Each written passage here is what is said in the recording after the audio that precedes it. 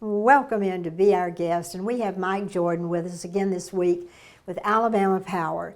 And Mike, you have saved me a bunch of money, and you have also saved me a lot of heartache and anxiety in knowing that Alabama Power is so awesome when we go through what will be coming up. Will be hurricane, storm season, Sure. you know, the weather.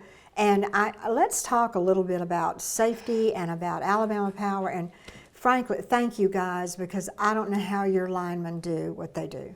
I really don't. Thank you.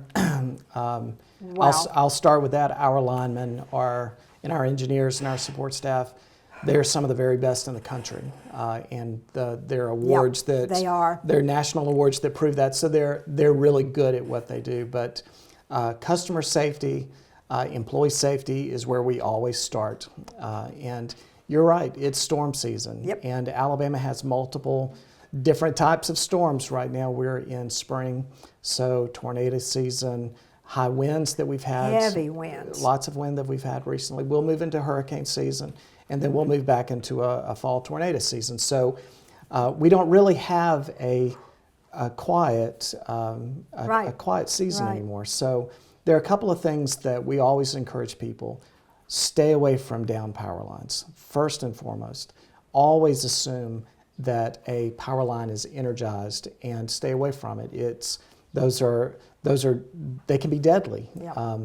Even when there's debris on the ground, we always encourage folks to not move debris if there could be a power line underneath. So you can't see your feet, you can't see what your hands are reaching into. So we always encourage people to be safe after the storm first. And then customers should also know that we are working as quickly and as safely as we can to restore that power once the storm has passed.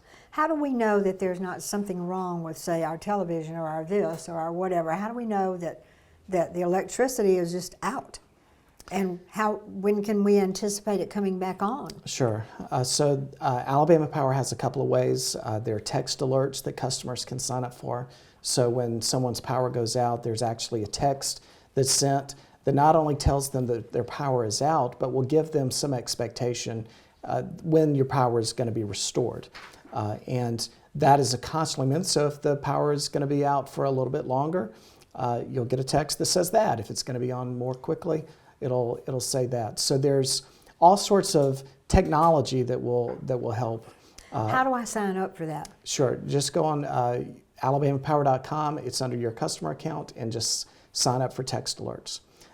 There's also an outage map. So if I'm curious as to what my entire area looks like, Alabama Power has an outage map that customers can go and really look and see what the bigger picture looks like.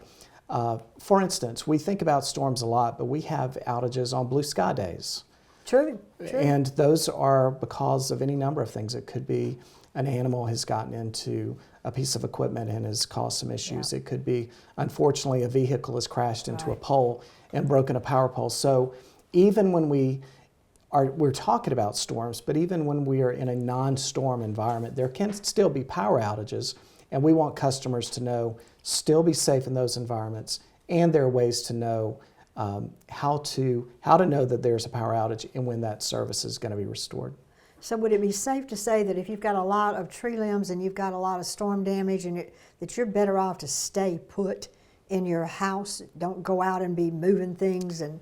Right, and always be observing. So even a line that's draped on a fence, for instance, a couple of houses down, that could still be dangerous. So really safety is first and foremost. And after the storm, in particular, when there's a lot of debris on the ground, there's a lot of things that are down, maybe some broken trees, maybe some broken limbs, broken power poles even. And in this last event, we had several broken power poles.